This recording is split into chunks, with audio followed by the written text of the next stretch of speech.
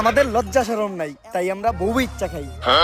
তো ভাই আপনি কাকে ভাবির তো দেখতাছি না। আমরা একটু বাইরে গেছিলাম তো, আপনার ভাবি বোরকা পরা ছিল, তাই ওরে বোরকাটা খুলে আসতে বলছি, কারণ বোরকা পরা অবস্থায় ইন্টারভিউ দিলে ইন্টারভিউতে ভিউ কম আসবো।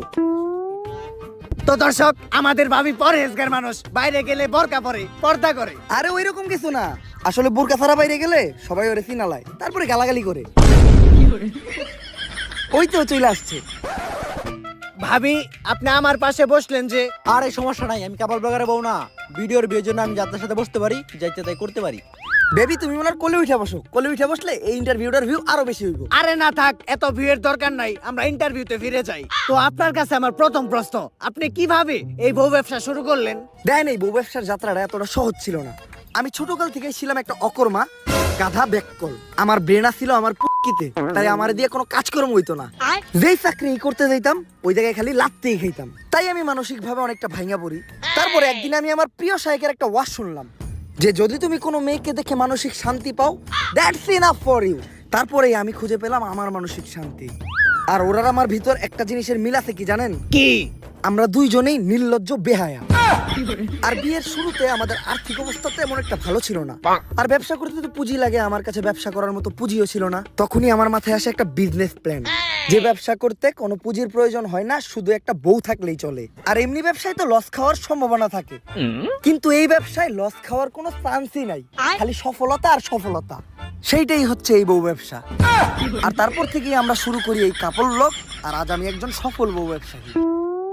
ভাই দর্শক জানতে চাই, আপনার এই সফলতার পিছনে আপনার বউয়ের অবদান কতটুকু?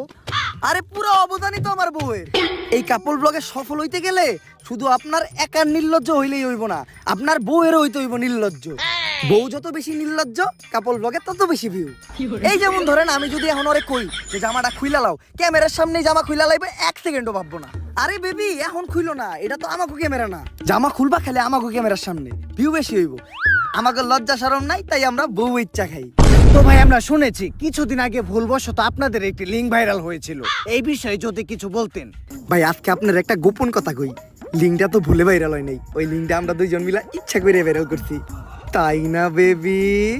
বেবি দুইজনে ভিডিওতে এত নষ্টামি করলাম, ভিডিওর ভিউ বাড়ানোর জন্য নির্লজ্জের সর্বনিম্ন স্তরে নেমে গেলাম, তারপরেও তো ভিডিওর ভিউ বাড়তাছে না।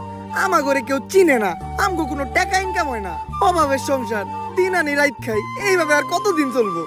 বেবি একটা জিনিস খেয়াল করছো, ইদানিং কিন্তু লিঙ্ক ভাইরাল হয়, আর যাদের লিঙ্ক ভাইরাল হয় লিঙ্কের সাথে সাথে কিন্তু তারাও ভাইরাল হয়ে যায়। আর ভাইরাল মানে ফেসবুকে মিলিয়ন মিলিয়ন ভিউ, আর ভিউ মানে টাকা। তো কি বলো তুমি, আমি মিলা যে মোবাইল দিয়ে একটা দুষ্ট ভিডিও রেকর্ড করছিলাম, ওটা ভাইরাল করে দেই? জান এই কথাটা তো অনেক আগে থেকে আমি তোমারে বলতে চাইতেছিলাম, কিন্তু বলি নাই, তুমি কি না কি মনে করো। আরে আমি কি মনে করবো, কাপড় ব্লগ করি মানে আমি তোমার থেকে বেশি বেহায়া। ওইটা তো আমি জানি, কিন্তু ভিডিওটা ভাইরাল হয়ে যাওয়ার পর আমরা মানুষের কাছে কি জবাব দিব? আরে বলবো আমাদের মোবাইলটা হারিয়ে গেছিল, তারপর কেউ না কেউ ভাইরাল করে দিছে। ডান।